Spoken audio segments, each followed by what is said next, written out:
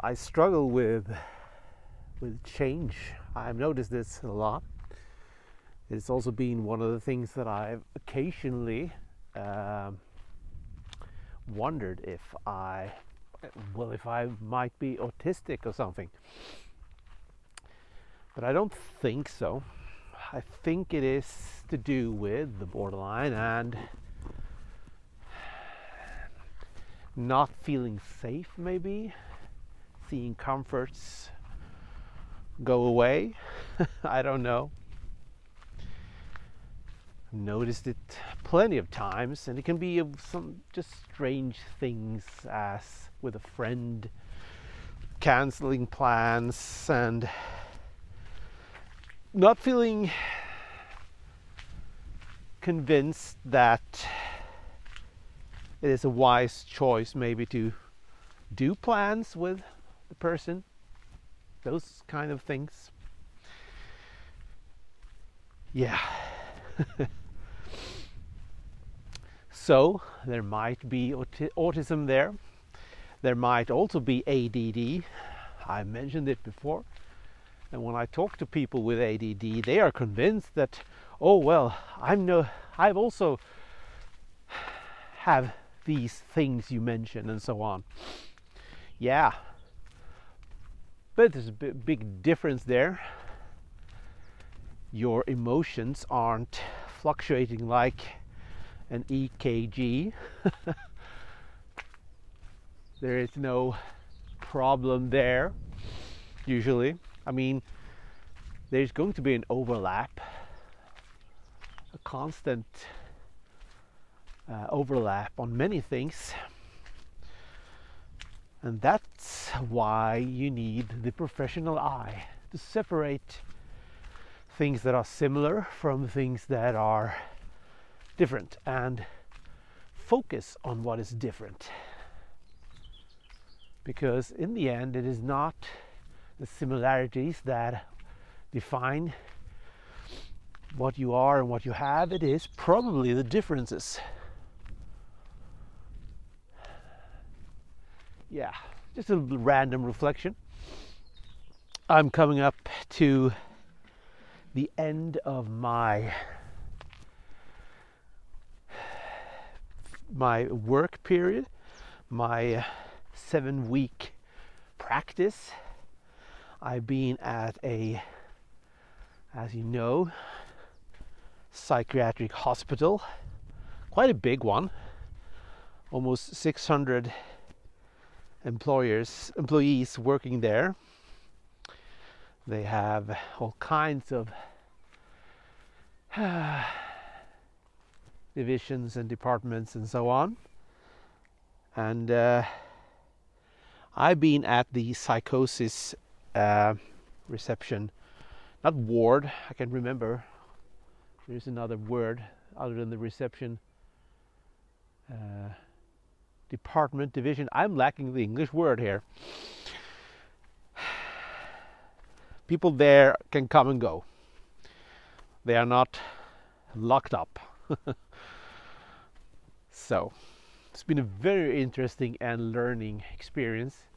I learned a lot about psychiatric conditions. I learned a lot about psychology. I learned a lot about somatic conditions. I've learned a lot there. And I also learned a lot about myself. It's the place where I've actually learned a lot more about personality disorders than I expected to do. It's a place where I learned a lot more about borderline, actually, than that I don't have it anymore, probably. Or at least it's so low, it is so insignificant that it's not really worthy of any concern, really. And I'm going through changes right now that will show if this is true or not, if I am healthy and strong. As you know, my cat is sick and it's terminal. And I'm also ending this semester of studying and going to be basically alone for 3 months. Well, I'm going to visit people and meet friends and so on, but I'm not going to have the everyday today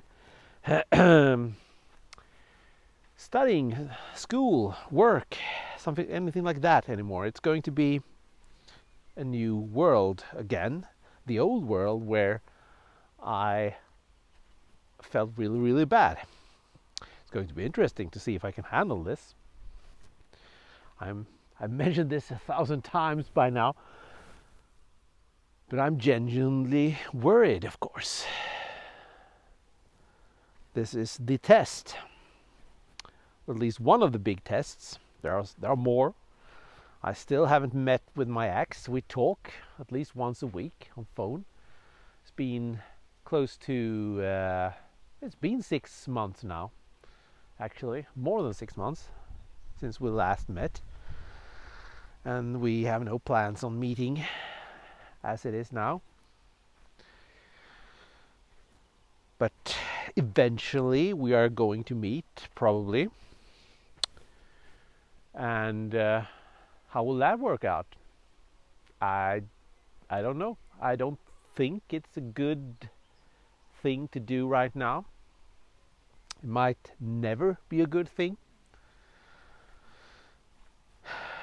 So, yeah. But I'm trying to stay positive. I'm trying to focus on the possibilities of this summer, on all the time I will have to do projects and things, work on new stuff, maybe maybe create completely new projects. That is something I've already thought about doing, changing my business to be more suited for the future. Copywriting and content writing and stuff like that I've done in the past, it's declining rapidly. You can clearly see that in my line of business there are those copywriters that get this, and then there are those that don't and think that, well, I'm so great and I have this huge network of people that still want to hire me and so on, so I have no problem. Well, sure, great. But the more I hear what you are saying, the more I'm just hearing a dinosaur's last breath. I struggle not to just ridicule them on places like LinkedIn. But hey, I'm a nice guy. Maybe not. Things are changing in the world, and I am probably a lot better at change than I think I am. Because my life has never been safe, my life has never been secure. My life has constantly been about changes and insecurities and not knowing what waits in the future. There's a lot of contemplation going on right now in my mind about what will happen in the future. What will I do when I don't have the financial backup that I have right now with my old parents? I mentioned this before. I'm not independent from them, despite being a middle-aged man, because of the problems I suffered for so many years with my condition.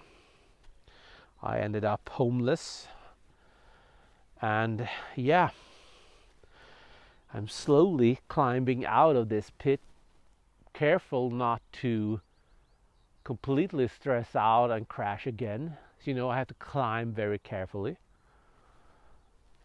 and I've tried climbing out of it before before I knew about my condition, and it went really bad. So I'm hesitant, I'm careful, but I have to plan ahead. My parents are very old, and the time when they are no longer around to help me is getting closer by the day. So I have to become independent from them. I have to. It's inevitable. So I have to plan for my future and what to do. And one of the things I'm actually planning to do, because of the fact that I'm studying to become a medical administrator, is to go for psychiatry. And I'm thinking it's a good choice because the government here in Sweden have decided to invest a lot on psychiatry in the future, meaning there will be a lot of work, maybe in this line of business. There will be a lot of possibilities. At least I hope so. So, yeah, I'm happy with the fact that I've now had 7 weeks of experience working with psychosis and schizophrenia. That's great.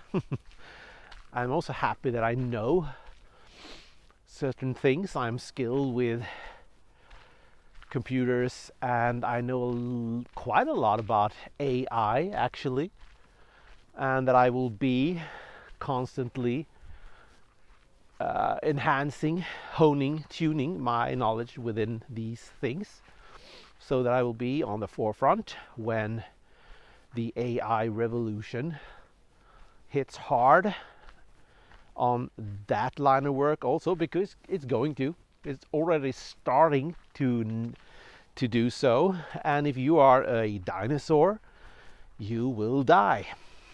That's the simple truth. And I think this is coming for a lot of work, a lot of different lines of work. I think there are, of course, going to be those types of work that are safer than others. Actually, within medical, the field of medical nursing and caring is one of those things that's not easily replaced with anything artificial, but a medical analysis is. Doctors, surgeons, those kind of things, those will be gone one day. Not now, or maybe they will shift to be a bit different, but they will definitely decline in numbers. And yeah, I am constantly looking at what is going on within these things, trying to keep up with where things are heading, so that I don't make a mistake and niche myself wrong. And yeah, future is scary and dangerous, no matter how I look at it. But I try to not worry about it. I try to not care about it. I give small moments of thought to the future, and then I just let it be. Because that's what you're supposed to do as a healthy person. You're not supposed to worry about things all the time. And I'm actually quite good at not. I'm optimistic. So I'm not naive. And I look for the things that will help me, will aid me, will make my career choices wise.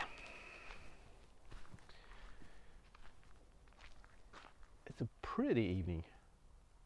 This time of year, the late spring, early days of summer, it's pretty, but it's cold, I'll tell you. It is only about 9 degrees centigrade. I don't know what that's in Fahrenheit.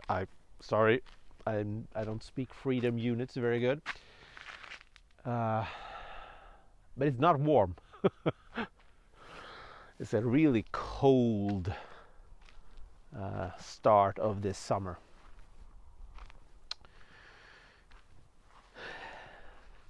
But anyways, just a brief update on the thoughts I'm struggling with right now, and they are a lot about the future for many reasons.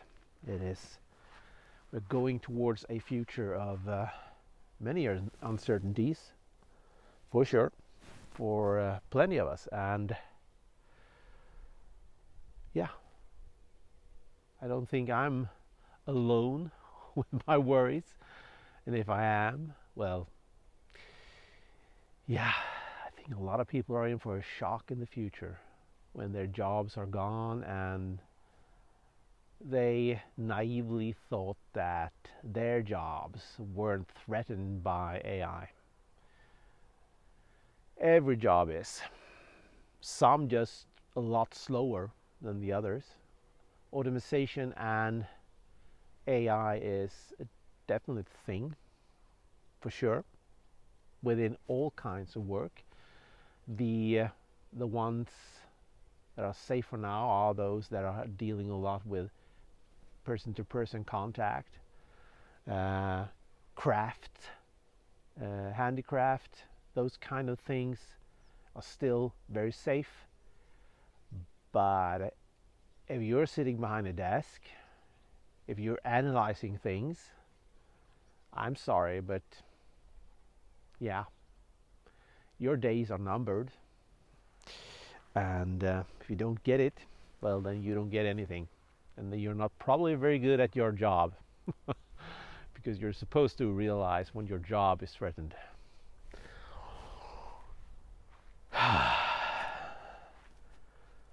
Yeah, I will get back with more topic related things. This was just a personal update. And from a very cold Sweden, this is the Borderline Man signing off.